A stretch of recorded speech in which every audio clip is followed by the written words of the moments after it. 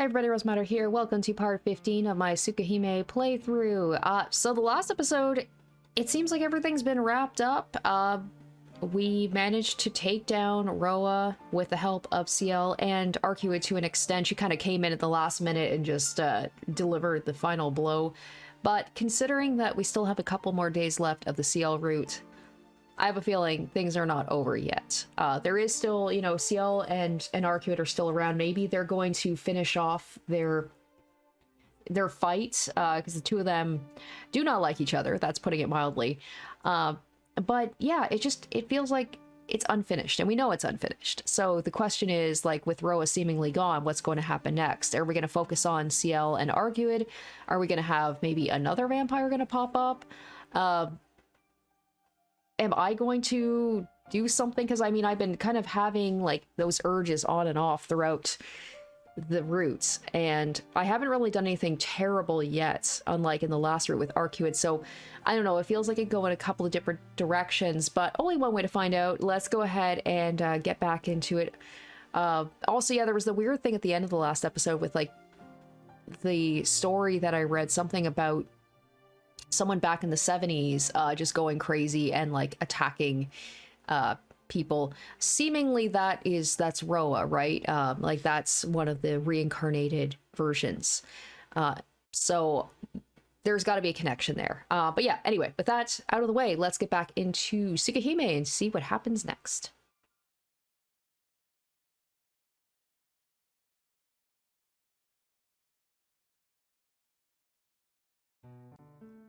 I wake up with a start and kick off my sheets, sitting up in bed. What? I wipe the sweat rolling down my face. Maybe I saw a bad dream. I'm drenched in sweat. I don't remember seeing a nightmare. Was it because of that book I read? I think I saw something a little bad, but I don't remember what it was.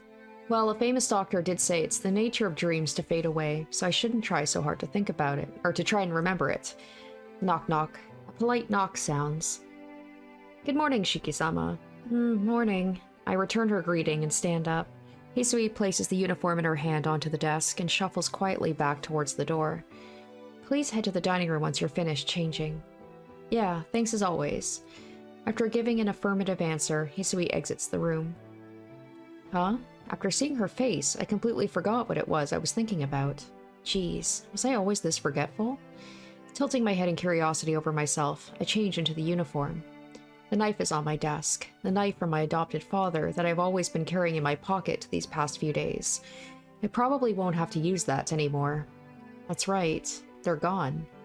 Arcueid, Ciel-senpai, the horde of beasts called Nervensker, and the vampire called Roa. All of them are no longer here.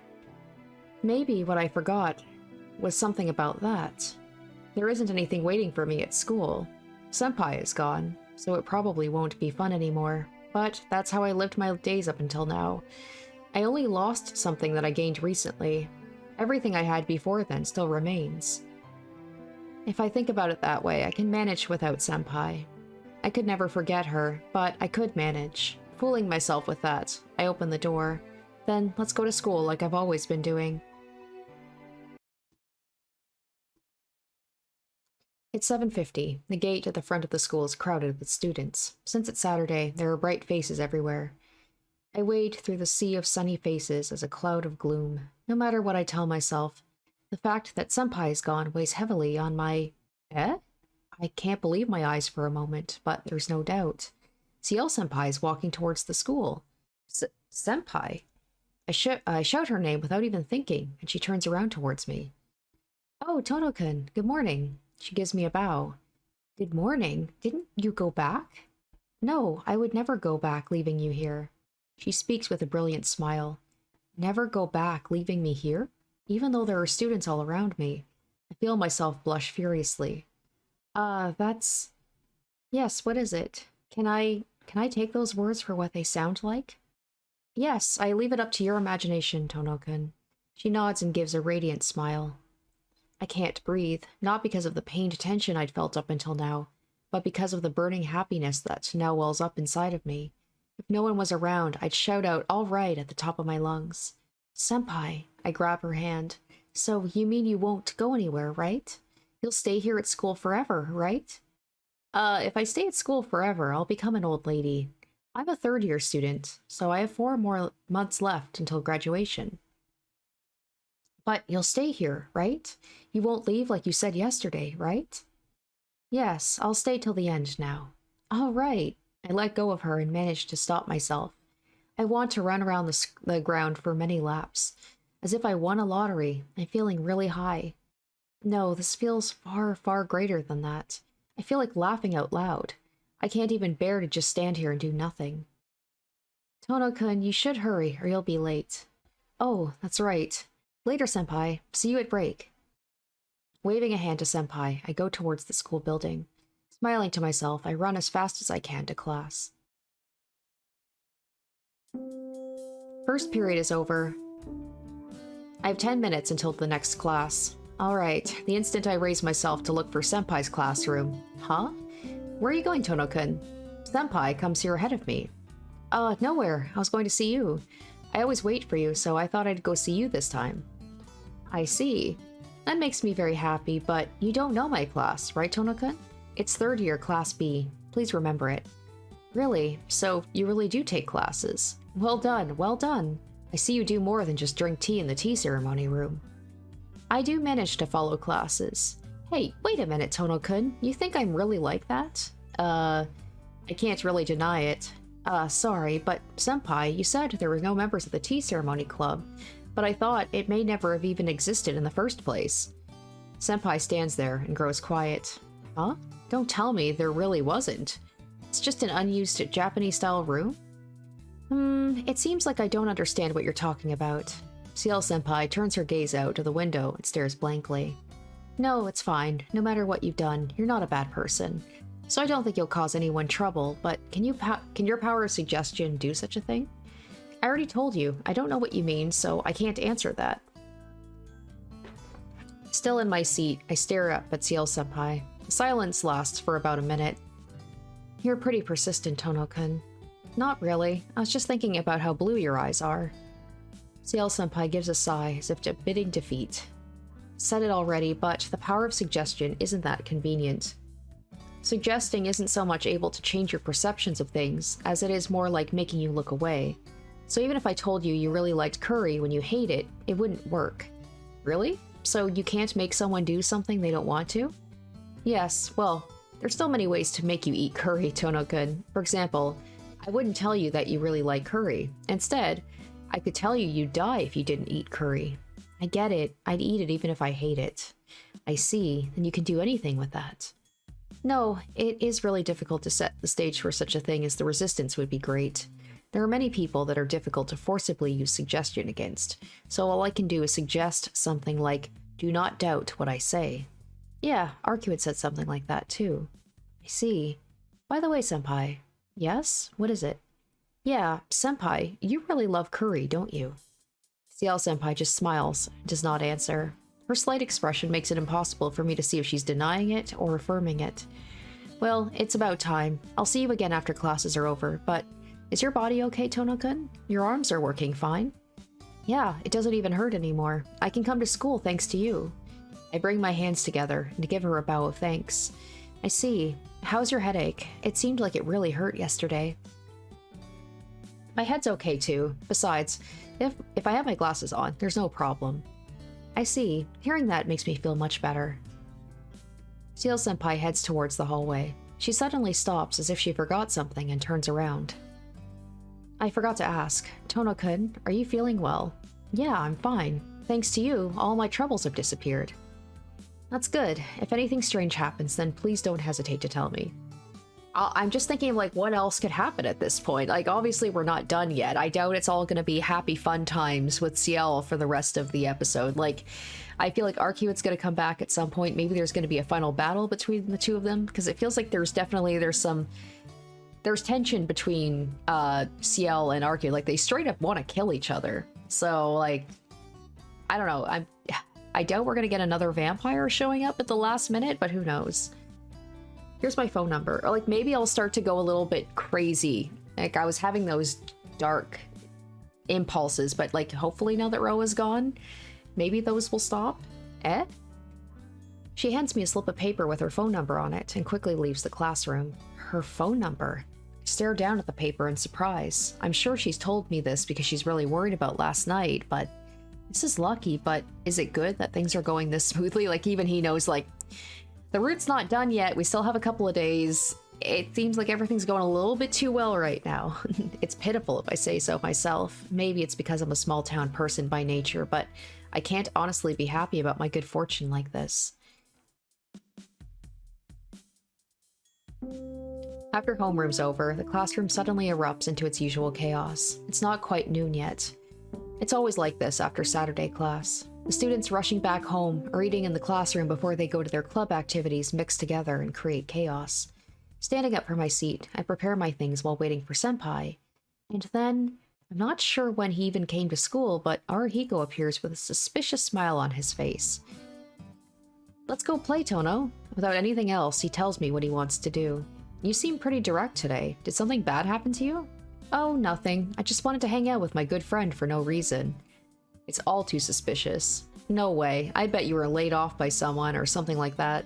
I'm going home with Senpai today, so I don't have time to spare for you. Senpai? You mean Ciel Senpai? His eyebrows lift in surprise. Yes, but Arihiko, you remember Senpai? What do you mean? She's who I'm after. How could I forget her? Arihiko makes his proclamation as if it were the most natural thing in the world. I see. Since Ciel Senpai came back to school, everything is back the way it was. Oh, it's Senpai. Arihiko points happily to the door. Thanks for waiting. Good afternoon, Inui-kun. Ciel gives a succinct bow. Shall we go back now, or maybe go to the tea ceremony room? Let's do that. If we leave now, we'll have to part at the gate. I want to talk to you some more, so while we have tea, we can... Someone punches me unexpectedly from behind. Hey, it's you, Arihiko? Yeah, it's me. I'm not one to open my mouth about these things very often, but since that was too much back then, I'll tell you.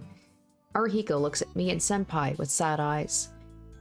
Ciel Senpai and I look at each other. You two, it's a Saturday, so why do you use it like that? There are far more fun places to go than the tea ceremony room. With a greatly exaggerated movement, he points out the window. Where? Outside the window. Well, I think he's talking about outside. I answer Ciel Senpai's question. And then, Arihiko whacks me again. Tohno, are you really trying to make a fool of Senpai? Look, it's Saturday. It's still before noon, and we're students. So why can't you come up with an idea such as going into town with all these conditions? Idiots. I've thought about that already. I did, but... I steal a glance at Ciel Senpai. I get the feeling that rather than roaming rowdily around the city, she'd feel more at ease just sitting quietly in a park or something, so I can't ask her that. If I did ask her to go hang out in town, I think she'd probably say no. I see. Then shall the three of us have fun?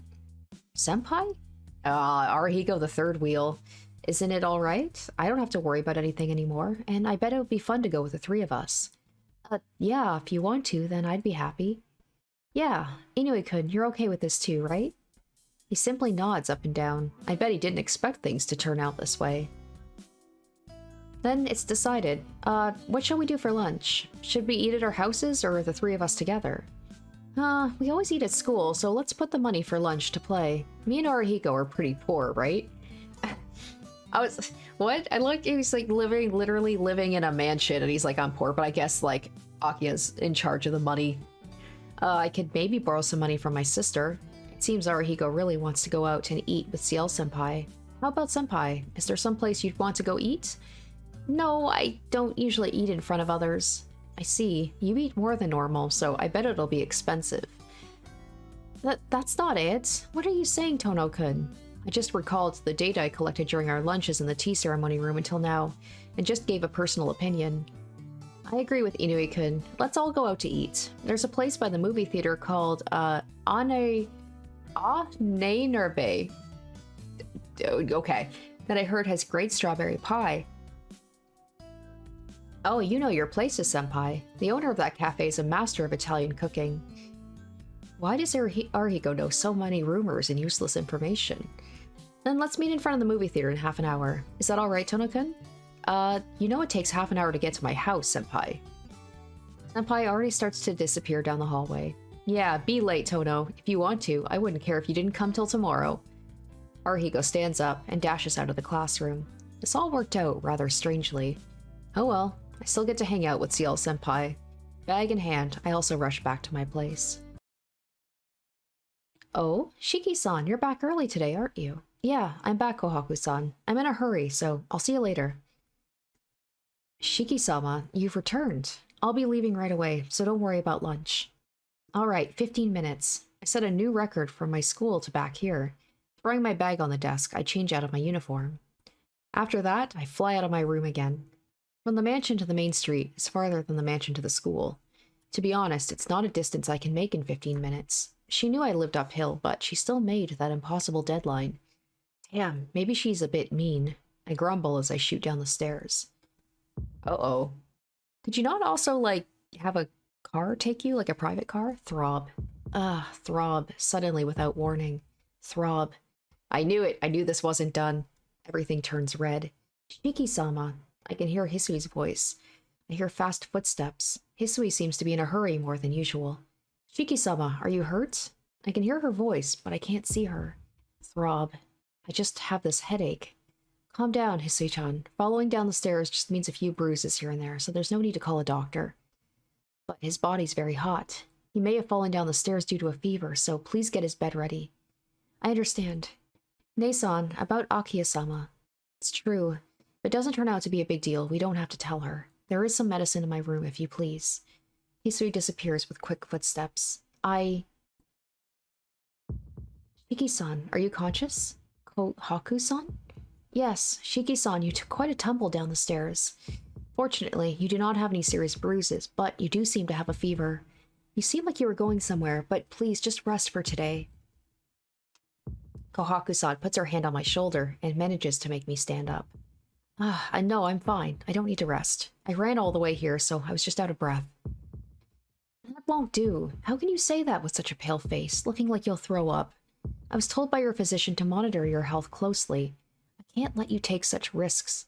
But I made a promise. If you want to tell them you can't make it, I can tell them. If you keep pushing yourself, I'll have to take out my syringes and give you shots. As if she wants to keep me here, she stands in front of me. Throb. I have a headache. Oh, okay. Kohaku-san is in the way, or it's like Kohaku-san says. Okay, so we want to pick Kohaku-san is in the way. Oh shit, is he just gonna like shove her to the side and then just run out? Even still, I can't break my promise. Oh god, is he? He's gonna like just shove her. I feel like spikes are being driven into my head. Bearing that, I managed to walk forward. You mustn't, Shiki-san. If you go out like that, we'll get in trouble with Akiya-sama. Kohaku-san tries to get in my way to stop me from leaving. I can understand why. Even if I go out with this headache, I might very well collapse somewhere. It's why she wants me to stay here, but I won't listen. Oh, shut up. Why? For no reason at all, I thought. If I didn't see Senpai now, I'll never see her again. If you made some sort of promise, I'll go and tell them for you, so please go back to your room and... Shut up. I'm telling you to get out of my way. I violently push her away and dash towards the door. Shit. Okay, so yeah, he's still having, like, those dark impulses. You shouldn't, Shiki-san. I ignore her voice and resist the urge to puke as I run. I just run, as if chasing down my promise with Senpai, as if running away from something I can't see. I propel my body down the street as if it's on the verge of collapse. The streets are full of people. The hot sunshine, the saturation of activity is painful to watch. It's almost like Ciel did that power of suggestion to be like, don't break the promise, come to lunch, and like I can't help but I can't resist it. Why do they do this? Like unthinking insects, ones with intelligence still group up without any theory to solve. Everything gets hazy. Is it because of the nausea? I feel like I'm not me. Oh, I wonder if Roa, since he's dead, he can reincarnate, but doesn't it take time? Like, would he just be able to immediately... No, because he reincarnates himself into babies. He wouldn't just be able to jump into my body. Senpai. I look around me. Where is she? My mind is dizzy, and I can't find her. Still can't find her. With all these people, I can't find her. All this randomness. Nothing. Feeling like everything is pointless. A dizziness that... Oh, Tohno-kun, I'm surprised you actually made it here on time. Senpai? It's the first time I've seen her in regular clothes. I was being a bit mean earlier. Sorry for making you run here and be exhausted like this. She gives a quick bow of the head. It's silly. She shouldn't worry about that. Oh, Tohno-kun. Ugh, I feel sick, but I'm glad I came. I got to see Senpai in her normal clothes, so I have to bear the dizziness, and we have to have fun together. And damn it, I was looking forward to, like, seeing, you know, them all hang out together, like some downtime. Just goofing around, but maybe I passed out and had to be carried back? When I wake up, I'm in bed. Huh? Moving my head, I look around me. This is my room, and it's night outside. Hisui's here, and she must have been watching over me as I slept. Shiki-sama, have you awoken?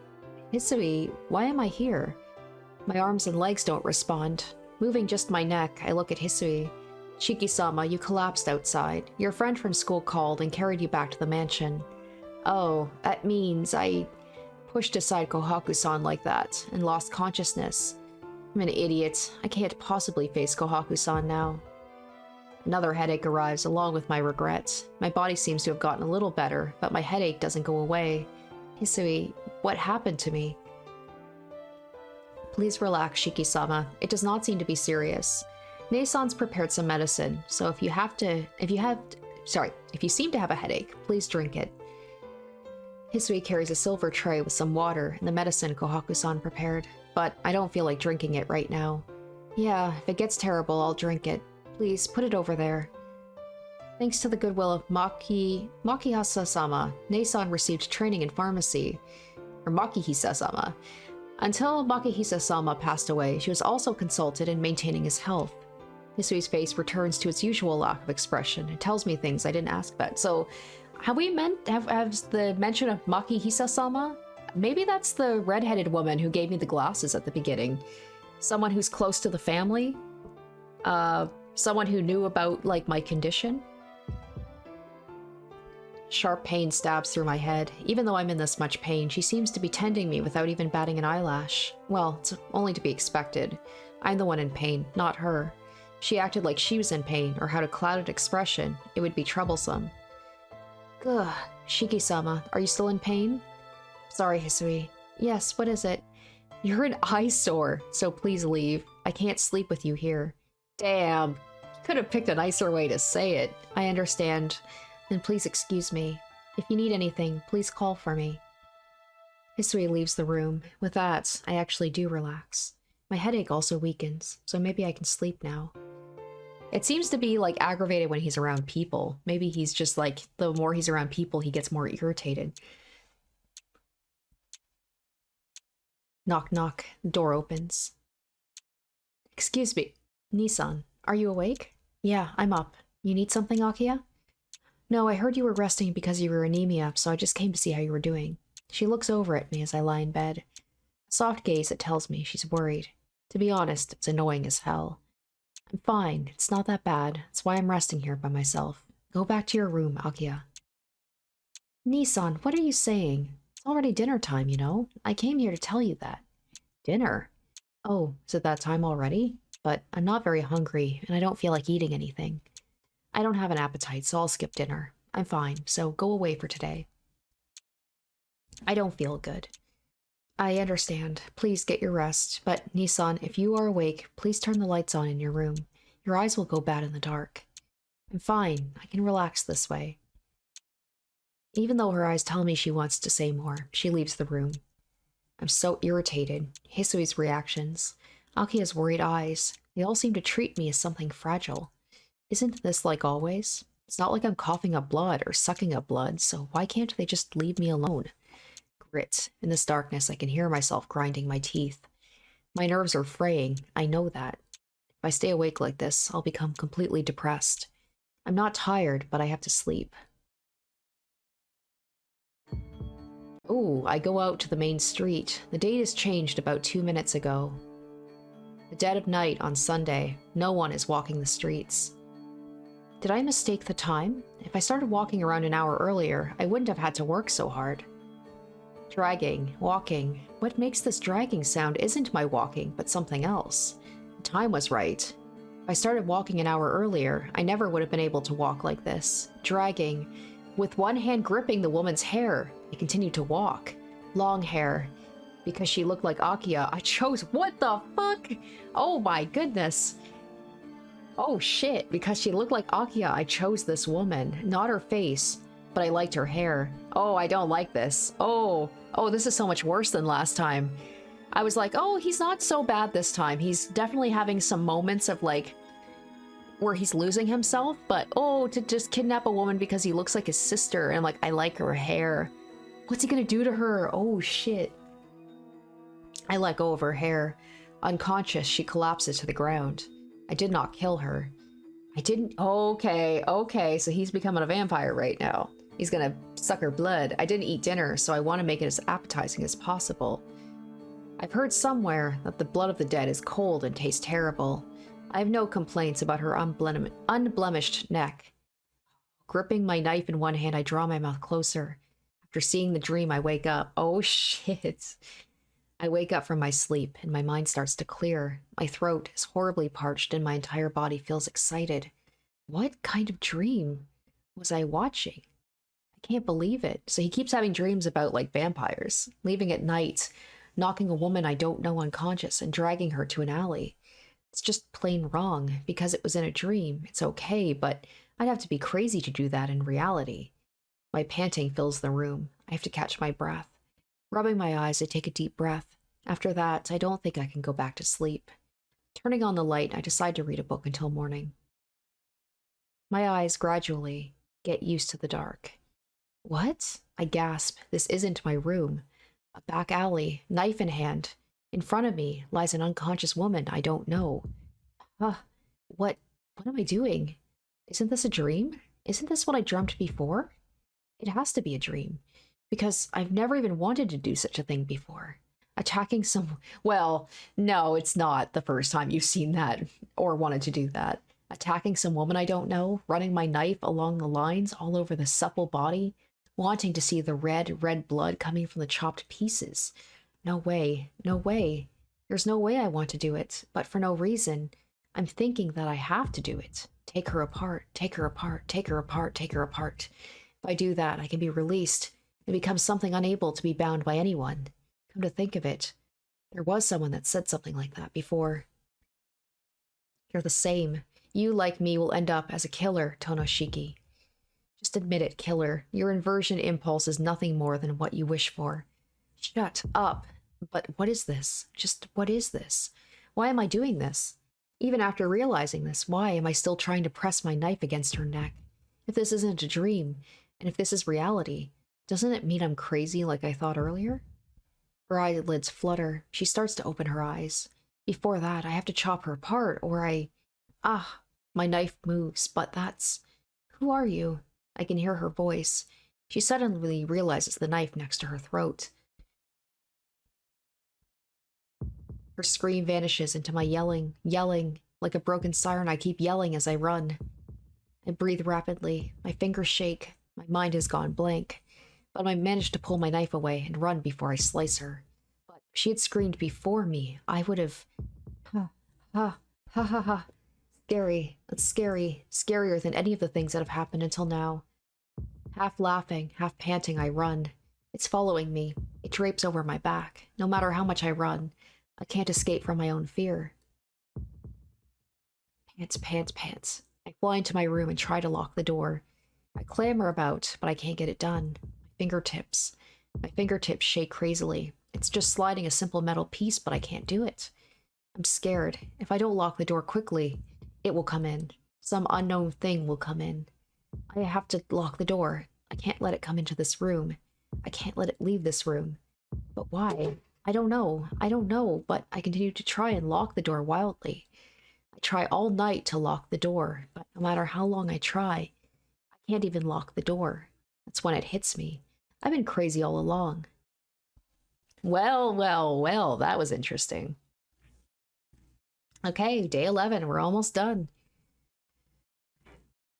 It becomes morning, and I finally manage to lock the door. My beast-like panting fills the room. My head hurts. It seems I dropped my glasses somewhere. Seeing the lines all over my room, I feel nauseous. I feel so sick. I cut all of them I see. I feel just a little better. Only during that instant I cut things apart does my heart feel at ease. But the more I cut, the thirstier I get. I know what I'm thirsty for. I'm thirsty for everything. Everything I see is pissing me off. They look miserable. I can't forgive that they're living meaninglessly even though they have death built into them. Why don't they die? They all have an end they can't escape. So why do they still exist like that? It will end anyway. Where's the meaning in existence? Everything I see is ghastly. But if I close my eyes, all I can remember is the sensation of killing. Sensation of a hard, unbloodied blade softly uniting with pulsing flesh. There can't be a greater stimulation for a human than this. A terrible sensation that almost makes me want to bite my tongue off. It doesn't matter if it's a positive or negative feeling. Especially in my case. Because my first was the beast beyond all belief. It's hopeless. Arcueid, the pleasure I got from severing her body into 17 pieces still burns in my brain and won't go away. Those beautiful body parts, the appearance of a human but with a tenacious life that surpasses far beyond that of people. The enjoyment I had from killing has faded. Oh, is he gonna be like, I gotta, like, the only way I can feel that again is if I go after her again? So maybe he's gonna try and track Arcueid down and be like, I need to kill her again. Time I didn't kill Arcueid, but I must have killed my brain instead. I want to destroy everything, kill everything. I know that's wrong, but I don't think I can hold it in. My body's filled with excitement. I'm about to go insane. Shiki-sama, are you awake? I can hear Hisui's voice from the other side of the door. Shiki-sama, it's not good if you keep the door locked. If you're awake, please open the door. Open? He's like, I just got it closed. I spent all night trying to lock it. Open the door? Open the door and let Hisui inside? You must be kidding me. If that happened, I don't know what I would do. Like this. If I stay alone like this, lying in bed with the curtain shut, I can stave off the desires that threaten to overtake my mind. That's why, if Hisui comes in, I'll... Shut up! Leave me alone! I scream at the door. Shiki-sama, are you not feeling well? I said leave me alone. I'm fine, so just leave me alone. If she came into this room, something I couldn't take back would happen. After a deep silence, I hear her footsteps. Quietly, she walks away from the door. Now that's safe. Thinking that, I calm down just a little. I should just read a book to unwind. Huh? The book that was always beside my pillow isn't there. The book written in English. I definitely can't read it, but it was a way to kill time. I search, but I can't find it. I frantically try to remember what the cover looked like, but I can't. The book. Come to think of it. Why did I even put that book by my pillow? I don't know. I don't even remember bringing it here. I don't know where I brought it from. In the first place, did that book even exist? Really, you may have not realized it. I remember Roa's irksome voice, the book, those contents, the book I read when I couldn't sleep. Was it maybe just a dream of mine, dreaming that I was awake and couldn't sleep? But you were already insane a long, long time ago. Roa said such words. Dream, but I don't see those kinds of dreams. In the first place, I don't have that strange knowledge inside of me. There's no reason for me to have that dream. That isn't my dream. You may not have realized it. Shut up. Then what is it? Since when the hell did I start having dreams that belong to another person? You and I are connected, Shiki. Shut up, you're dead. You're already dead, you bastard, so stop your incessant calling out. I'm different from you. I'm not a killer. I'm just confused by all the after effects. Since Ciel-senpai came back, I won't allow myself to go mad over something like this. Yeah, I also thought so at first. Even if this Roa came in. I told you to shut up. I breathe heavily. Sunlight pisses me off. My throat is so dry I'm about to go insane. Shiki-sama, what are you doing, Shiki-sama? I hear Hisui's voice across the door. I can't even answer. Words. I can't even remember my words. What fills my head is just lust. I want to violate any female. I start to lust crazily. Ah, my head. I bang my head against the wall, over and over, as if I were trying to split it. But still, the thought of me slicing apart Hisui doesn't disappear from my brain. Bam, bam. I hit my head on the wall, as if she was trying to compete with it. She knocks harder on the door. I see. This impulse. Oh, sorry. I skipped ahead. Let me just go back to the history. This impulse that tries to drive me insane while leaving me conscious. This is Roa. Why? I was always sane. Until I came back to the mansion, I really was normal. I hear heavy knocking on the door, but I can't open it. If I open it, it will be completely over. Ah, I finally understand. The dream was the memory of the Roa 1 generation before mine. Locked up in her room, killing both her parents, ruling over her town as a vampire. The final memories of someone I don't know. There's no way out. This is not a problem that can be solved by killing myself. This is nothing that can be helped. I understand that previous person's feelings. Even if I die, the only thing to die would be my will. Then the will of Roa would take over my body completely. If that happened, things would get much worse. In the first place, I don't have the slightest intention of killing myself. So, Roa's dead, but I still have those urges. The other person, the will of Roa would take over my body, even if he's dead? Or is he, like, actually dead, though? Shiki-sama, please, open up. Shiki-sama. I hear her voice from behind the door. It almost sounds like it was in another language. So far away. Just one. It's just one sheet of wood between us. But it seems as far away as the moon and the stars. It's now 10 in the morning. Hisui gave up and went back. Aki and Kohaku-san came and took turns knocking, but I ignored them. 12 o'clock. I'm hungry, but I'm still fine. I pull the sheets over me and hug my shaking body. So does he have his glasses on right now, or can he see? Is he seeing the lines no matter what? Is he just so far gone that, like, he's just broke? 2 o'clock. I'm dying of thirst. I've lost all sense of time. It feels very calm, but as if I were taking stimulants. My body wants to rage around. Man, this day is just flying by. It's crazy. Like, we're on day 11 and it's just... And then we got one more day after this. 4 o'clock. More knocking. A name being called out. Whose voice is that? Whose name are they calling? I can't tell.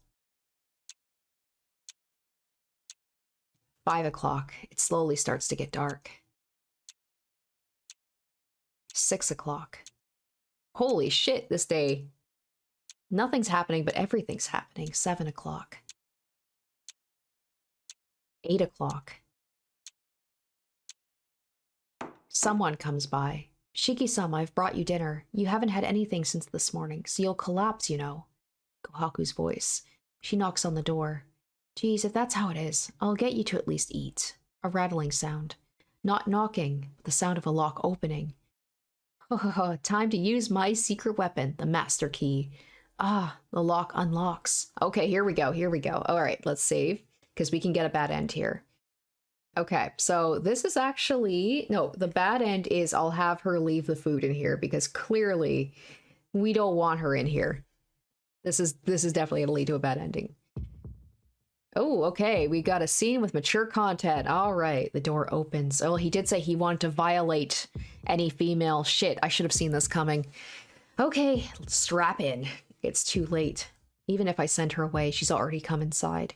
I guess I can at least let her leave the food. I haven't had anything since breakfast, so I'm starving.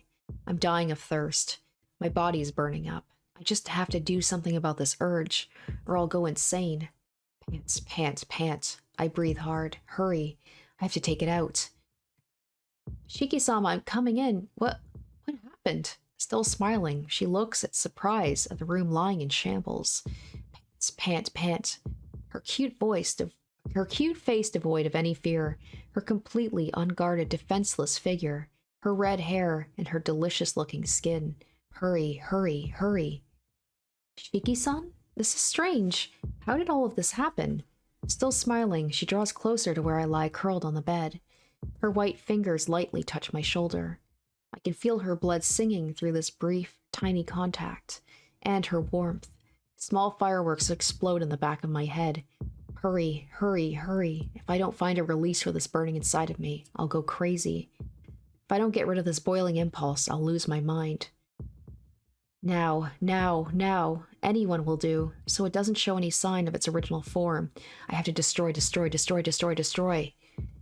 Kah! I hear a scream. My hand wraps around her throat.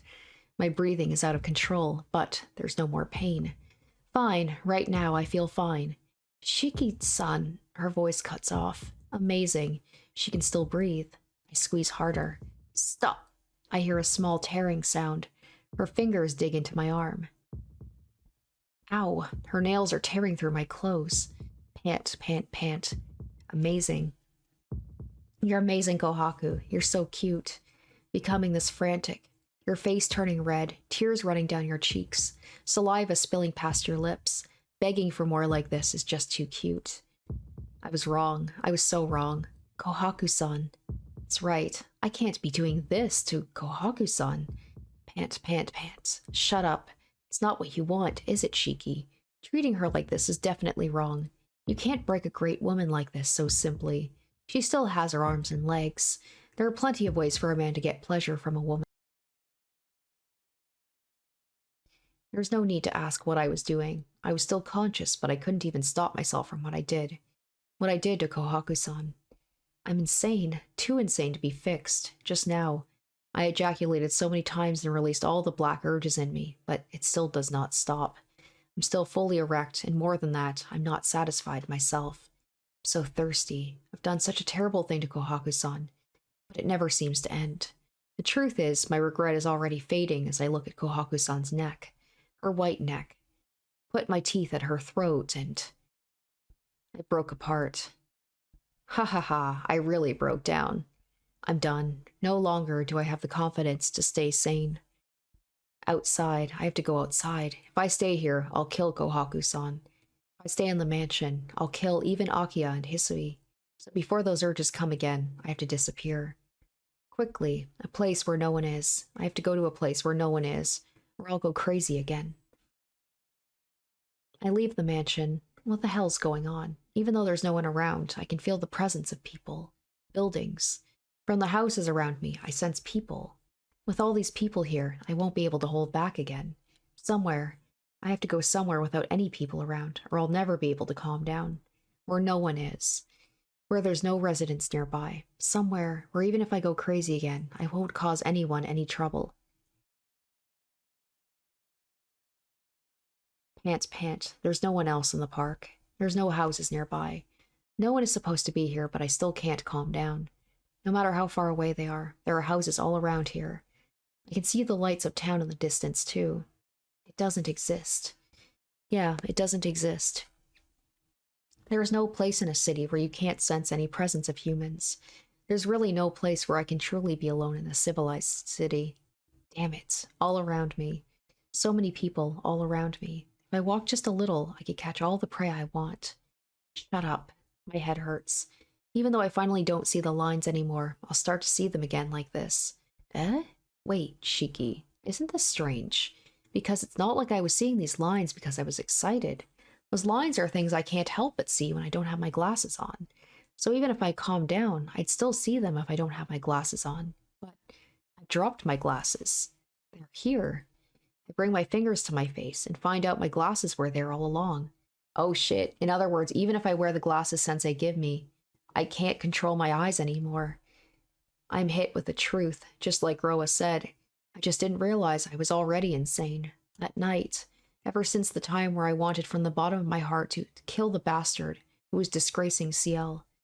Oh, then the headache from that time was the headache from when I was fighting Roa, when I saw those lines of death even when I don't remember taking off my glasses. That's right, right? Because Ciel's like, that moment where she said, he's like, can you help me find my glasses, put them back on so I can stop seeing the... Oh my gosh, that's right. He is already seeing the lines even with the glasses on. So yeah, he's already kind of gone past the point of no return. When I got Ciel-senpai to go find them for me, since that time, even when I wore my glasses, regardless of what my intentions were, I'd been able to see those lines. Senpai knew. No, she probably just didn't tell me, so as not to worry me. She lied to protect my mistaken perceptions. Oh shit, so when she pretended to put the glasses on and you know, and he stopped seeing the lines, was that like, I think I said it in the last episode, like, was that just kind of a placebo effect, or was she using the power of suggestion to be like, you will not see the lines anymore? I see, Senpai. She told me to talk to her if anything happened. I've already memorized her phone number. Phone. There's a payphone nearby. But what am I going to do by calling her? No one can heal my body. Even Ciel-senpai can't heal what's inside me. Alright, I guess we're just gonna keep going then. We're just gonna keep going with the bad choices. Oh yeah, because we're gonna get the lesson later in the day. So, okay, I'll save again. So I guess we'll get the bad end maybe right away here, and then if we keep going and pick the right answer, I'll still get the initial bad end from, like, attacking Kohaku. So we want to say, I can't let her see me like this. I can't do it. I don't want her to see me like this, like a killer. No one can save me. I can't ask anyone for help. This impulse. There can only be one way to eliminate this Roa inside of me. Like that previous person I saw in that dream. I can be killed by that white vampire princess, or, in order to prevent any more victims from appearing, I can lower the curtain on myself. No, not yet. There's still some of me remaining. I haven't killed anyone yet, so there still has to be a way. I can't end here. The vampire in the city's gone, and Senpai is still here. I became happy, like in a dream, so I can't wake up from this dream yet. As long as I live, as long as there are pieces of me remaining, I have to look for a way to do something about this monster inside of me.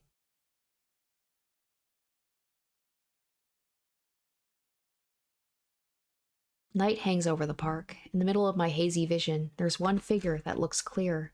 For some reason, it seems like the other me wanted this. The moonlight is strong. Under the light as bright as the sun. There, Arcueid stands dressed in white. It's been a while. Isn't it a wonderful moon tonight, Shiki? Arcueid, didn't you go back? No, I haven't fulfilled my objective yet. I can't go back before then, can I? Effortlessly. Arcueid looks at me with crimson eyes. Tch. My breathing stops in my throat. An unnatural pressure, nothing like when I confronted Senpai. Oh shit, so she knows, like, I am a danger and she's gonna kill me right now. So maybe if I talk to...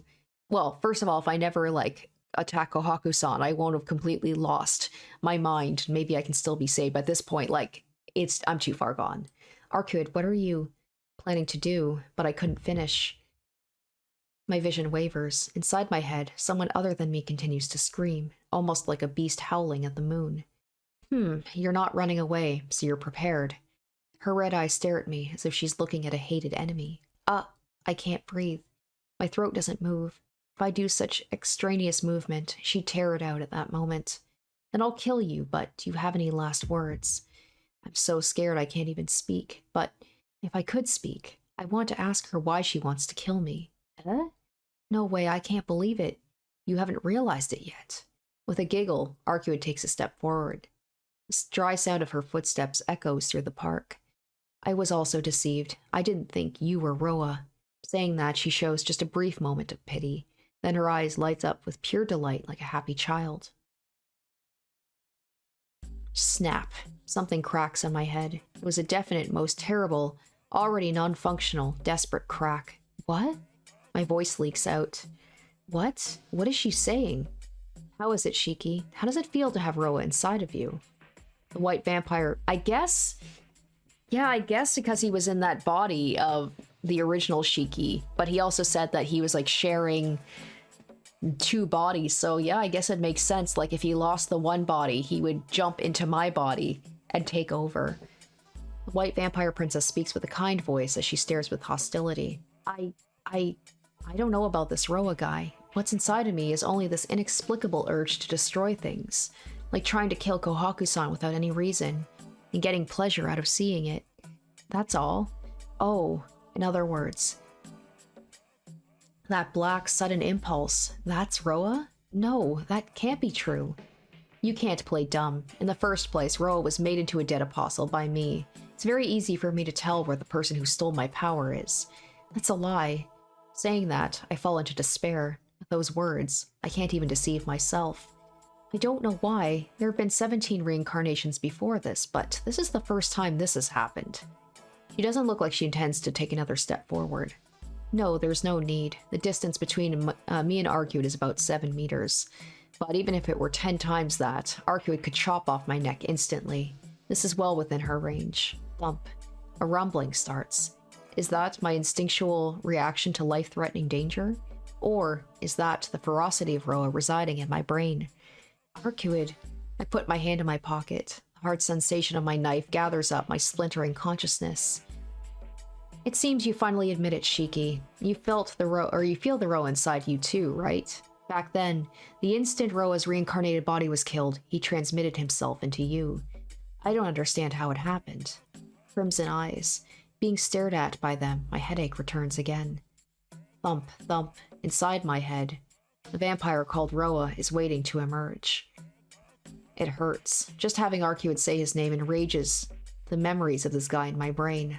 Throb, throb, throb. You're pretty composed. You're in front of me and not even running away. I thought you'd run the instant you saw me. I won't do that. Why would I have to run away? Resisting the pain in my head, I reply, I'm surprised you can still bluff. I really thought over half of you was taken over by Roa already. I see, that's how it is. Her voice sounds happy. I don't know what's making her so happy, but it seems she still has some humanity left in her. I've changed my mind. If you do as I say, I won't kill you. How's that? Arcueid looks at me as she says this, happiness coloring her voice. Another headache. Inside my head, Roa screams at me not to trust this woman. What do you mean? Don't you want to kill Roa? Then there's no way you'll let me go, right? Yes, once I've decided something, it will be done. I'll get at Roa for sure. But Shiki, the Roa inside you is very weak. He probably can't take away a person's will unless he's born in their body. He somehow managed to transmit himself to you, but that's all he could do. The Roa who is just trying to escape couldn't establish control over you. He's only able to live as your dark side. Does that mean Roa's will is almost nothing in me? So that means that the thoughts I was having, I'm like, I could have shook those off if I wanted to, but I just didn't? Arcueid, yes, there's no need for me to kill you if that's the case. I'm fine just having the power Roa stole from me working under me. There's no need for me to be killed is what she's saying. So why did she come to see me? Why does she look at me with those serious eyes? I don't understand. What are you trying to say, Arcueid? I'm telling you to become my servant. She doesn't seem like she's joking. When Arcueid and Senpai were fighting, she said it was just a joke. What? That wasn't a joke? No, I like you, so isn't it natural for me to want you by my side rather than to kill you? Snap. With that line, my headache pounds more than it ever has before. Roa, the guy inside my head, rages against her words. I don't know if it comes from delight or from deep jealousy. If you're still willing to become my servant, I'll stop Roa from consuming you. I don't think you'll even need to think about it, seeing how Roa will consume you like this. You say it so simply, but how do you intend to stop this Roa inside me? Huh? The only one who could stop Roa is you, Shiki, but that method would mean your death. My method is simply strengthening you. As long as your will is stronger than Roa's, then it doesn't matter how much he rages in you, right? Something bursts in my head again. Roa keeps raging. Don't let her fool you, he rages. This woman wants to make you her puppet. I don't intend to give in to that impulse, but I agree with Roa. I want to stay as myself. To become Arcueid's servant to get away from Roa is getting my priorities wrong. And in the first place, there is Ciel Senpai. If I go to school tomorrow and talk to her about it, I bet she could come up with a solution to this. Gritting my teeth, I resist the pounding in my head. I take off my glasses and get my knife from my pocket. Take the blade out and hold it at eye level. Shiki? I refuse. Sorry, but I won't be yours to possess. I see. Then I guess it'll just have to be by force. A hard footstep cracks through the air. You killed me once, so I always thought I should pay you back. Her white figure rushes forth with a gust of wind. In that instant, the fight begins. Clang. Her claws meet my knife. Under the golden moon, even if she is my enemy, her figure is still beautiful. Clang. We repel each other again. To be honest, I can't even see her movements. Clang. We repel each other once more. Arcueid isn't serious at all. But still, it should be easy for her to rip off my arms and legs. Clang. We repel each other again. My body moves without thinking. My arms and legs, this body with just the intention of not dying, fends off Arcueid's claws by itself. My lips curl in irony. I didn't want to admit it, but it seems my body's become beyond that of a human's. In the dead of night, it seems Tohno Shiki has become like Shiki, probably able to easily jump off the third floor of a building and be just fine. Clang. But this is it. From the very start, I knew I couldn't win against Arcueid. First of all, I can't see any lines on her. I have no way of hurting her. Arcueid said it once, that during nighttime there's nothing which can cause her death. Clang. She hits my knife. With just a swing of her arm, I fly through the air. I manage to land on the ground and ready my knife. No matter how much I look, I can't see any lines on her. Damn, what nonsense are you? Yes, I am right. In the deep night, without the mercy of the sun, facing the Princess of the Moon is too reckless. My throat is burning. My heart feels like it will explode. I realize that since I saw her tonight, I was under the pressure of her crimson eyes, and I haven't been able to breathe well. Have you realized it yet? She isn't even out of breath. Even though I'm gasping for air, my heart feels like it'll stop. She's completely relaxed. Damn, what about you? Have you cooled your head? Trying to control my breathing, I step back from her little by little. Arcueid isn't fighting me seriously at all. She doesn't have the pressure like Roa or Nervensker. I never thought I'd feel this much difference between us. Oh well, it seems you won't understand until you die once, Shiki. She gives an impatient sigh. Arcueid stands directly behind me. Gah! I hear a sound from behind my head. There's not even time to blink. She effortlessly pushes me to the ground. Her body pushes up against my shoulders. I'm down. In an instant, without me knowing what's going on, Arcueid has pinned me down. Arcueid glares at me without speaking, her body weight against my shoulders. She stops as if hesitating over what to do with me. I gasp, but it might have just been her silence. This close, now that we're so close, I may be able to see it. I stare at her body. The core of my brain screams in protest, completely unlike the pain of my headache before, as if it really were tearing itself apart. But it's not good. I can't read the death from an existence like Arcueid. Daytime might be different, but at night, she's close to being a perfect life form that doesn't even carry the concept of death. What do you intend to do with Roa, Arcueid? You said you wouldn't kill me, but as long as I live, Roa will still be alive. I don't care about a diluted Roa. Yes, that's why I could have let you go, Shiki. Oh, you don't have to hold back. Go ahead and let me go. Don't worry about me, and go back. Home to your daddy. But, isn't it natural for me to take back my own power? And more than anything else, I do like you. Squeeze. The body weight on my shoulders become even heavier. More than killing you and destroying Roa, I want to take you in. So I won't kill you, her eyes seem to say. Can't believe it, but it seems I really like you. That's why I'll save you. I won't suck your blood, I won't do anything you won't like. So please listen to what I tell you, her red eyes say. Those are, without a doubt, her true feelings, but I can't listen. She might not be on guard right now, as the perfection is fading from her body. Shiki, or do you hate me? Her eyes look straight at me. I look at her face while being pinned down, sincerely, so strongly it might burn my brain. I don't hate you, Arcueid. Really? She sounds very happy.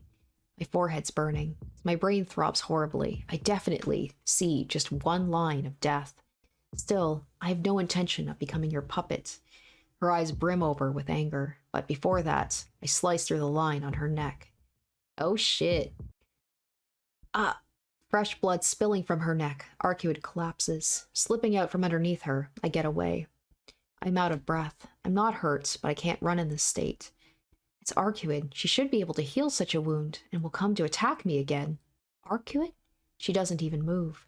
Blood flowing over the ground, her white body is covered in vermilion. No way. Did I kill her? What? Arcueid are stopping my legs that try to flee. I try to rush towards her body, but gasp. One of her arms on her collapsed figure, like a spider's leg, stands up on the ground. In that instant, the whole world freezes over. I will. Pants, pants, pants. From her neck spills her blood and her breath. Her arm tenses. Kill you. Pants, pants, pant, pant, pant. The vermilion blood continues to flow. Her body lifts slowly from the ground. I will. Heavy, rapid breathing turns into laughter. Her white body stained in blood, she raises her face. I can see her eyes gleaming between her golden hair. Her eyes are pitch black, and in them glows a fierce, fiery red. I will kill you.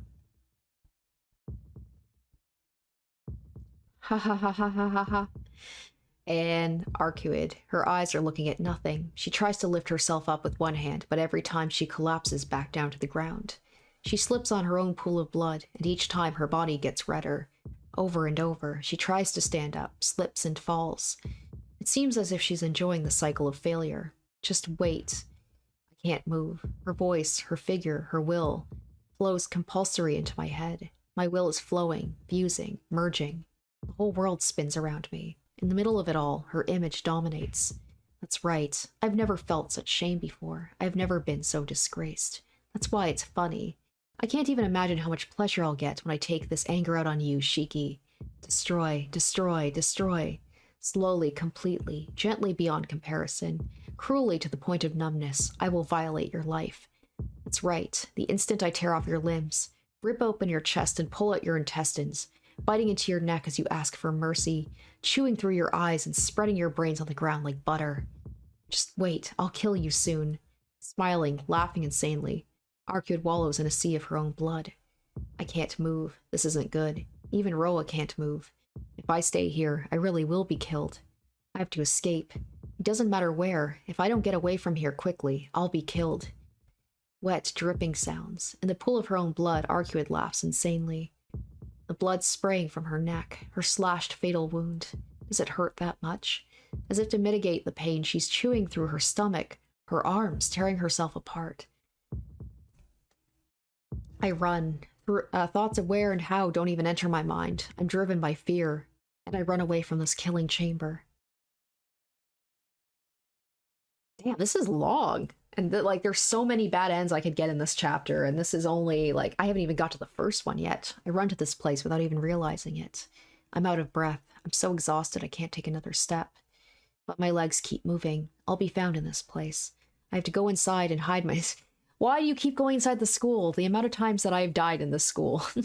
I have to go inside and hide myself until morning, or I'll die. Even while I'm resting like this, I bet she's looking for me. I take off my glasses and cut the lock on the school gate with my knife. Opening the door, I walk inside the school grounds. I fall to my knees as soon as I get to the school grounds. I brace myself off the ground using both my hands. My whole body is hot. I have to hurry inside the school building, but my legs won't move. More than my body, my heart and mind are completely worn out. This headache that won't stop. This Roa inside of me. And the white vampire princess that continues to laugh insanely. Gorge rises in my throat. My mouth tastes bitter. I haven't eaten anything today, so all I can vomit is my stomach acid. Still on my knees, I collapse headfirst onto the ground. Why did it end up like this? Breathing painfully, I give up trying to lift up my face. Even if she finds me, I don't care. I can't escape anyway.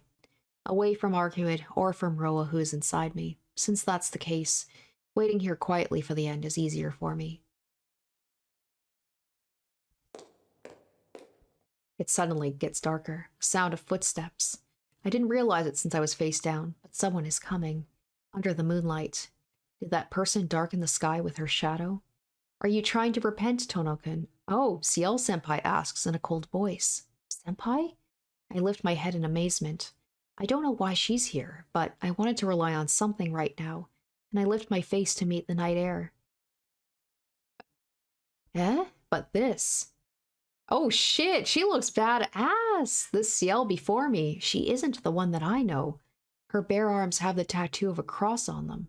Her cold... Wait, she didn't have those tattoos and stuff before. She had, at the very beginning, we saw, she had, kind of these, blue markings on her, but I don't think she had the tats. Maybe she does have, a twin sister or something. She looks badass, though. Her cold eyes as if watching someone she doesn't even know. Senpai bears an uncouth weapon with an aura of coldness that doesn't suit her. Ah. Maybe when Ciel's like, did you see someone that looked like me? Maybe. I know this. Inside my brain, I know what this weapon is. It has to be what's called the seventh holy scripture, one of the apocrypha that must never be removed from its resting place. Senpai? As I expected, you were Roa after all, Tohno-kun. With her frigid eyes, Senpai speaks with a voice that's equally cold. I start to feel a shiver up my spine, for no reason. No, my instincts in my brain work full force to tell me the danger, and I jump back. Still with her mouth shut, she takes a step forward with that ominous weapon. She's no openings whatsoever. If I run away hastily, if I show my back to her, I know that thing will pierce my heart, and I'll disappear without the opportunity for reincarnation ever again, even though I don't have that knowledge in my memories. Senpai, why are you doing this too? I understand. Roa is already surfacing, right? Then, It is too late already. Lightly, she takes another effortless step forward. The figure looks like... What are you doing, senpai? You look like you're going to kill me. She doesn't answer. She just stares at me like she's trying to find out where she can aim to kill me quickly. Senpai. She's serious. She seriously plans to kill me. Creak. My nerves feel the imminent death before me. My spine is screaming, and the back of my neck is numbing. But more than this fear of death, I can't believe this person is saying such things. Why? I don't know. Senpai, you said you stayed here for my sake. With a start, Ciel senpai's legs stop. She looks at me and grins. Your goodness really is a rare treasure. It's a good thing to trust people, but if you were a little more composed and thought about it clearly, you could have maybe got away. Eh? First of all, didn't you ever think about why I came to the school in the first place? I didn't do it just because I wanted to, you know. Senpai? You knew my goal was to destroy the serpent, Roa. Coming here to the school was because I knew Roa's reincarnated host was here. But since I didn't know for sure, I needed to check things out for a while. Wait a minute, what in the world are you... What is she babbling about? Oh, she like, I only got close to you because I knew that, like, Roa was inside you. I don't know. I really can't understand what she's talking about. She ignores my bewilderment and keeps talking. I told you before, Tohno-kun. Roa has requirements for the family he decides to reincarnate into. You think the other way around. You just have to look for families with those traits. When you know that, finding him is very simple. It's easy to find families that have special abilities passed down through their blood once you do a bit of research. In this city, there's only one family that fits Roa's requirements, so I knew from the beginning who Roa was. What? It's strange. If she knew from the beginning, she could have killed him or caught him right then. From the beginning? She knew who it was? Yes, look, don't you realize it now? You know, Tohno-kun, I came to the school to catch you from the beginning. Wait, I just want her to wait. But a little mistake happened. I was watching you from afar so as not to stimulate Roa inside you. But I concluded you might not be Roa's new reincarnated host. But the eldest son of the Tohno family had to be what Roa reincarnates into. There's no mistake in that. So what had to be a mistake was you, Tohno-kun. Ciel-senpai speaks matter-of-factly. I can't say anything. Looking into it, you were fatally wounded 8 years ago and adopted by your relatives. What happened afterwards was exactly as Tohno-shiki said 2 nights ago. I don't know what happened in the Tohno family 8 years ago, but you were killed by that kid called Shiki. No, it's more like your life was stolen. As a result, you became connected to Shiki, who is Roa's host. A direct voice without emotion. I don't know the Ciel-senpai, or this. Is this the true Ciel, and the kind person I knew up until now was all just... Up until now, there should have been times where Roa's memory would flow into you through Shiki. He's a vampire that manipulated the shapeless thing called a soul. For Roa, you two who shared one life were a finely crafted double existence. That's why, when Shiki's body was destroyed, Roa didn't need to reincarnate. He still had a place to run to. You. Cold, as if hating her enemy, she detests me. But it's all over now. I wasn't prepared to finish it so suddenly that one night. But tonight is different. I really am fortunate in a way. If Arcueid had destroyed Roa, he probably would have reincarnated again. I can't believe this. It's not true. Go ahead. Please keep on denying it and play dumb. That makes my job easier. Still, a metallic rattle sounds from the weapon. It doesn't change the fact I can finish you off easily, no matter what you do, Roa. Her laughing voice causes me to finally understand. She isn't lying. Her eyes aren't looking at me. Her feelings never did have anything to do with me from the beginning. What is this? And from the very beginning, you've always thought of me as Roa? Senpai, being friends with me was all just... I can't say it. I can't finish the sentence. If I do that, I feel like everything will turn into a lie in that instant. Of course, after Shiki was destroyed, the only reason why I stayed in the school was because Roa had not disappeared. Since Roa's a student here, it's more convenient for me to stay. I'd never go back while leaving you here. Senpai said that with a smile. That wasn't for my sake. She stayed here to search for the still living Roa. That's the only reason she gave me her phone number. Huh.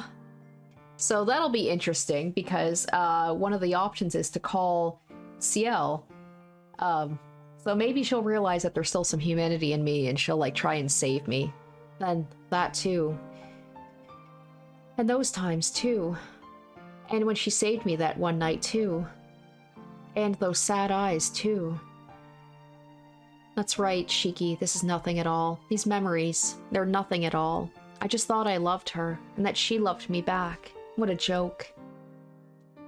They were all just an illusion made from a play. All of it was a fairy tale made up of lies. I understand, but Senpai, how did you know Roa was still alive? How did you know Roa incarnated into this Tohno Shiki? God, she looks so... I really like that outfit on her, and those tats look so good on her. Of course I knew, because it's about myself. Senpai says something I can't understand. Huh. Okay. As if saying there's no need to talk anymore, Ciel's hands lift up that weapon. The seventh holy scripture. The weapon that the reincarnated denying church created. A scriptural canon inscribed with every possible impeachment of reincarnation criticism. It's an item that in scripture, yet in apocrypha, a weapon yet a scripture at the same time. If I'm hit by that, my soul itself will disperse into nothingness. The bayonet rises up, the tip comes towards me, but slowly. If it is Ciel, she should be able to pierce me without even noticing it's even happened. There's no time to think. Instantly, I fall forward. I felt from before that if I turned and ran, my heart would be shot from behind. Her sword flies past my head. It seems really slow. I evade her attack, move right beside her, and... The instant I tried to run forward, Senpai's movements changed drastically. In an instant, with a speed that makes her seem to have literally disappeared, she swings her weapon horizontally. A rush of the wind fills my ears. For some reason, I'm standing mere meters, or many meters away from her. She clicks her tongue and glares at me. Ow, my left arm hurts. What? Huh? I'm surprised. From the elbow down, my arm's broken. Not broken normally, but my lower arm is bent in the shape of a triangle. Sacrificing your arm to save your head. If you didn't do anything, I would have ended it painlessly for you. What? Even though I didn't notice it, I must have broken my arm defending against her attack. Aren't you going to pull out your knife? She looks at me with a bored expression. She's looking down at me. She looks down at me as if saying she could kill me at any moment. Gah. Pain shoots from my arm to my brain. The blood from my broken arm seems to flow like poison into my nerves, sharply. Just with that, my mind fills with a white blankness. She continues to look at me with those cold eyes. You break my arm and you still act that way? Do you know how much this hurts? Making such a fool of me, making such a fool of me, making such a fool of me. That's how you're going to be, Senpai. I grip the knife in my pocket. I'm not just going to stand here helplessly, a hard feeling of metal, and let you kill me. With a quick snap, I take out the blade of my knife. Are you stupid? Instantly, her body explodes. No, that's not right. She crouches down low to the ground, almost like a lizard, and runs up towards me in a flash. She closes the distance of 6 meters in a flash. She's not in my vision at all. Her whole body is below my knee height and explodes upward from there. A thud. From right beneath me, her bayonet accurately shoots directly for my throat. I gasp. Pain. Is there pain? Yes, I can still feel pain. Conscious. Am I conscious? All right, I still have that. My body is not okay.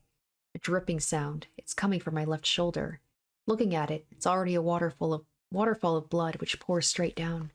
Just now, the bayonet didn't hit my throat, but my left shoulder. It hurts. It hurts so much the word pain doesn't even come close to describing it. But I'm alive. Still I'm alive. My body's away from her again. I smell a whiff of gunpowder from my shoulder. Just now, the instant that bayonet pierced me, she must have pulled the trigger. I was blown away by that. To happen twice, it must mean it's not a coincidence, with that much blood pouring out. Not dying from shock must already be a sign that your body's begun to change.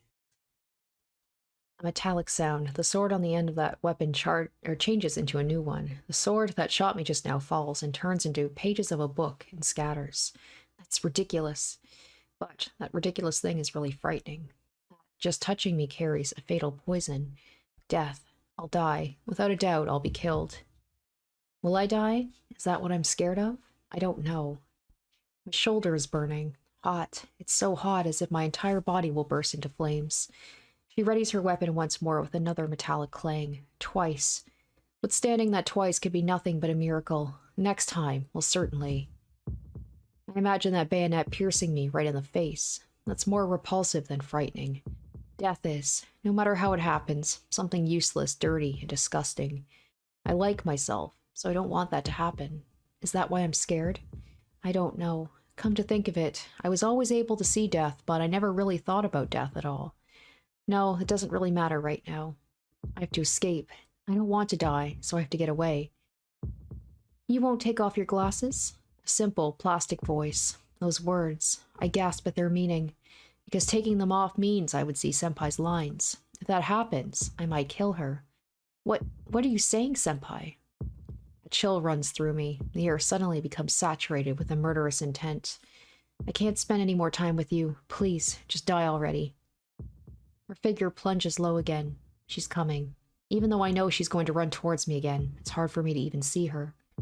I can only think of escaping. If I don't want to be killed, escape is my only option. Fortunately, our distance is almost 10 meters. If I run as fast as I can make it to the school building.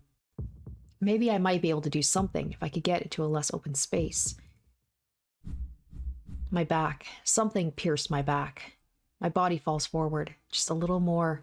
It was just a little more before I could enter the school building. I lift myself up with one arm. What sticks through me is another one of those swords that looks like a nail that Senpai was using before. Why you? I must be numb to pain, and I pull out the sword skewering my back from behind. Since it penetrated through me, I got mad and pulled it out from my chest. All right, now I can escape inside. What do you plan on doing by escaping, Tohno-kun? Before that, I hear Senpai's voice from behind me. You still don't understand. How fast do you think you just ran here? Why are you still alive after receiving that fatal wound? My mind begins to wide out. Don't let her trick you. Don't let her trick you. Hasn't she been deceiving you all along? Don't listen to her anymore. If you listen, you'll die. Ignore her. Don't accept it. Even if it's the truth, this body can only reject it. Stop it. Jeez, there's nowhere for you to run to. You can only fight or be killed. But if you can't fight, you can only die. Her footsteps. With the sound of footsteps, Senpai approaches. I leap. My back, my shoulders, my arm are all almost dead, but I leap as if it were nothing. I can't even believe it myself. Still breathing wildly and with a speed that matches Senpai, I run into the school building. I run. Without thinking, just wanting to escape, I continue running. But I'm at my limit. Is it because I'm out of breath, or is it my wounds won't let me move my arms and legs anymore? Whatever it is, it doesn't matter. My breathing becomes more forced. At the end of the hallway, coming onto a wall aimlessly, I fall. I fall on my back and try to get back up, and feel foolish for doing so. Sitting cross-legged on the floor, I lean my back against the wall. Throwing back my head, I take a big breath of air. Oh, this is like the fight with Roa, where he was just kind of collapsed, looking up at the moon. The moon. Looking up, I can see the moonlight through the window. Is it because I'm so exhausted? Everything I look at seems vague, as if everything were covered in a mist. Vagueness. Does that mean it's indefinite? The same as me. Same as the person called Tohno Shiki. Indefinite. Ouch. My shoulder throbs in pain. If I were as definite as this pain, maybe this wouldn't have happened. I'm starting to not understand. I always thought I was Tohno Shiki. I was a different person, and they tell me I'm just an adopted son from somewhere. Being adopted means I should have memories of before I came to the Tohno mansion, but there's nothing. I only have the memories of Tohno Shiki. In the night skies, the solitary moon. It's incredibly strange. Why didn't I realize it until now? Tonight is so... In the end, just what was I? It's stupid not knowing anything about myself and just disappearing like this. Everything is so vague, it's stupid. A world where I can see death. A vision where I can perceive death. That day, 8 years ago, I was able to meet Sensei and was able to live normally. I can still declare that it was proper to meet her. I want to know more about this Sensei woman, but Sensei, I guess I was someone who shouldn't be alive. I should end my life while some part of me can still think that, but I can't do it. I can't kill myself, even if it is pointless, even if it is a mistake. I want to keep on living. If I die, everything will become a lie. I want to keep on living, no matter how wrong it is, no matter how many things I have to lose. I want to keep living. Only her. If only I had Ciel Senpai with me, I wouldn't care what else I had to lose. I can hear her footsteps. She's coming. Can I only fight? Mumbling, I feel a chill. I can't do such a thing as fight senpai. I said that out loud on a whim. But slice her apart. From in my head, from deep inside my brain, as if trying to seep itself into my mind. The same words keep repeating over and over. Slice her apart, slice her apart, slice her apart, slice her apart. You want to stay alive, slice her apart. If you don't want to die, slice her apart. Slice apart the person who deceived you. Slice apart the person trying to kill you. Just do it already. Slice apart the person getting in my way. Slice her apart, slice her apart, slice her apart. Yeah, we get it, we get it, we get it. I'm not going to repeat this over and over again. Shut up. Shut up. You're always... My headache thins. I can't hear the voice anymore, but in place of that, now Senpai probably knows where I am because of my screams. I grip my knife strongly. Are you going to fight? Having a fight to the death with that person? I can't think clearly. My nerves feel numb, as if they were burned off a long time ago. I fought Arcueid and sliced her neck. I somehow managed to escape, but Ciel was waiting for me. It's a little disappointing. I never thought it would be like this. I escape and escape, but a worse situation awaits me. It's like a joke. Since when did I get lost on this hopeless path? The headache runs through me like a knife through my brain. I can't breathe properly. My vision wavers. It looks like I'm really done. My head starts to rage again. But still, I don't want to die. If I don't want to die, then there's only one thing to do. The footsteps get louder. Her shadow grows larger. Aren't you going to take off your glasses? Even knowing what it meant, she said that. In that case, everything, all of it should turn into illusion. I stand up as I strongly grip my knife. The footsteps get even louder. I sense the enemy coming closer. All the time, someone's voice echoes in my brain. Slice her apart, slice her apart, slice her apart, slice her apart. Slice her apart. Yeah. Shut up. Using my willpower, I force the voice in my head to be quiet. This is what I've decided. Slice. I don't need you to tell me what to do. Her, if you don't want to be killed by Ciel. Apart. Just shut up until it's over, Roa. The voice disappears completely. The footsteps and her approaching shadow. Ciel appears before me. You finally decided to fight. Her voice seems almost relieved. That's good. Now there's no sin for either of us. Now that we're both trying to kill each other, our sin will die. Now there's only punishment for the one who lives. Since we're both trying to kill each other, there's no sin? Her words are part of a world I can't understand. I see. Then, is that punishment for the one that's left alive atonable? Yes, something that's atonable for is what we call punishment. If it is called punishment, there's no reason for it not to be atonable. The only thing that does not disappear is the sin, so we don't want to carry that burden, do we? Saying that, she takes another step forward. And killing you here isn't a sin, senpai? Yes, I'll kill you, so it's okay for you to kill me, Tohno-kun. Our conditions are equal. Another step. That's not right. Certainly I am getting killed, so I'm killing her back to protect my own life. But to say there's no sin? What would happen to Ciel? From the beginning, she came here with an unrequited will to kill. That is... Farewell. Let us lower the curtain on this ridiculous play. Last step. Her readied bayonet shoots towards my heart. Before then, I lunge forward and aim for the point on her right lung. I didn't think I could kill her. It's only natural for her to pierce my heart before I get within knife range. That's why I was surprised. I easily dodged her blade and was able to pierce her point with ease. Senpai, it looked like she accepted my knife on purpose. I made you kill me. Her faint, weak voice on the verge of death. That was my greatest sin. Sounding like she's crying, she uses her remaining strength to stab me with her bayonet. My blood flow reverses through my lanced heart. Coughing up blood, I collapse onto the ground. Before my eyes, the body of the one who died slightly ahead of me lies on the floor. How? Did you know? Foolish. Did you know from the beginning that if there was such a thing as sin, it'd only be for you? The sensation of my limbs fade away. My consciousness, too. It'll be seconds before I bleed to death. The instant I was stabbed, I had a vision of something like an old book, scattering and crumbling away page by page. Probably with that, the thing called Roa was dispersed. I can't think. From the very beginning, she planned to give her life to take mine. Did she think that was her punishment? How foolish. There's no meaning in that. Still, I was sad she died before she apologized to me. She could have apologized to me, and I bet she would have felt some relief. But she couldn't even say that, since she knew it was something that wasn't atonable by apology. She didn't apologize to the very end. That determination. It makes me angry I made her go that far. What, in the end? I liked her, until the very end. Feeling sad like this until my own death, she was that dear to me. I cough weakly and spit out blood. It's all over, staring dazedly at the moon with these strange thoughts. I drift off to sleep. Damn, that one took a while to get to. And we still have a couple more bad ends to go. Oh, wait, okay. The third period class was a sad story. You really were splendid in trying to resolve everything by yourself, but it seems to have backfired this time.